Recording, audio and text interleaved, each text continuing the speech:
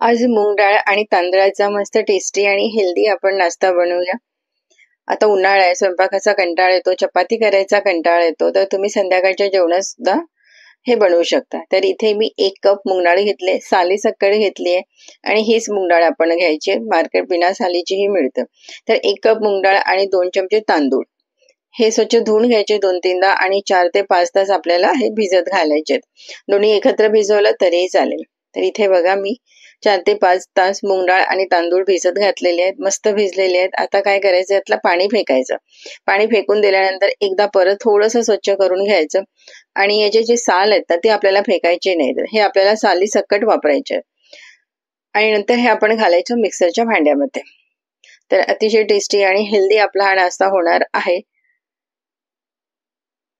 तर सर्व आपण हे मिक्सरच्या भांड्यात घालूया। नंतर आपण त्यात घालायची 1 लसणाची पाकळी, थोडंसं आपण त्यात घालायचं आलं आणि 2-3 हिरव्या मिरच्या घ्यायच्या, शिवाय आपण घ्यायची मूठभर मस्त अशी कोथिंबीर घ्यायची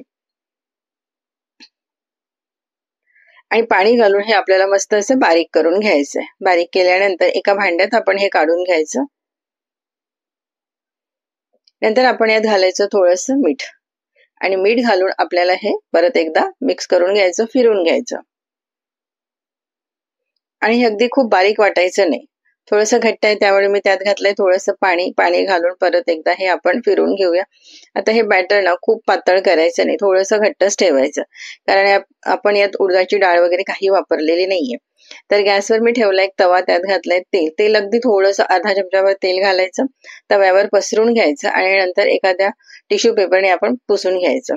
तर 1 चमचा बॅटर घ्यायचं, गॅस मिडियम ठेवायची, तव्यावर हे बॅटर मस्त ओतायचं आणि गोल फिरवायचं, मस्त असा आपला डोसा बनवून घ्यायचा। गॅस मात्र मिडियम ठेवायची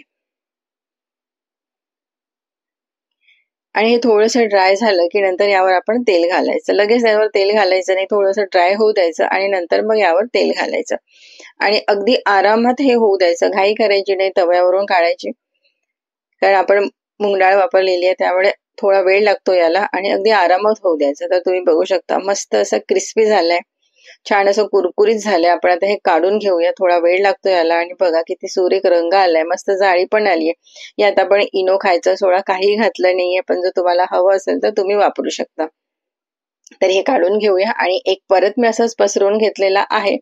गॅस मिडियम ठेवायची, थोडं ड्राय झालं की त्यावर तेल घालायचं आणि अगदी आरामात होऊ द्यायचं, घाई करायची नाही तव्यावरून याला काढायला। आणि हे बघा किती सुरेख रंग आलाय, जाळी पण आली आहे त्याला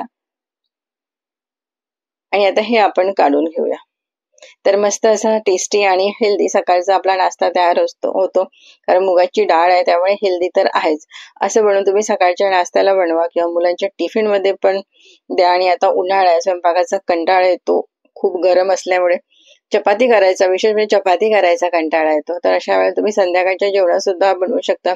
एखादी चटणी असली की मस्त लागतं खायला, टेस्टी आहे, हेल्दी पण आहे आणि मस्त असं कुरकुरीत झालंय। यात आपण इनो किंवा खायचा सोडा काहीही वापरला नाही तरी सुद्धा अगदी मस्त झालेत। चला तर मग तुम्ही सुद्धा ही रेसिपी नक्की एकदा ट्राय करा, आवडलीच तर लाईक करा आणि शेअर करा आणि बघत राहा किरण रेसिपी, अशाच नवनवीन आणि चमचमीत रेसिपी करिता। धन्यवाद।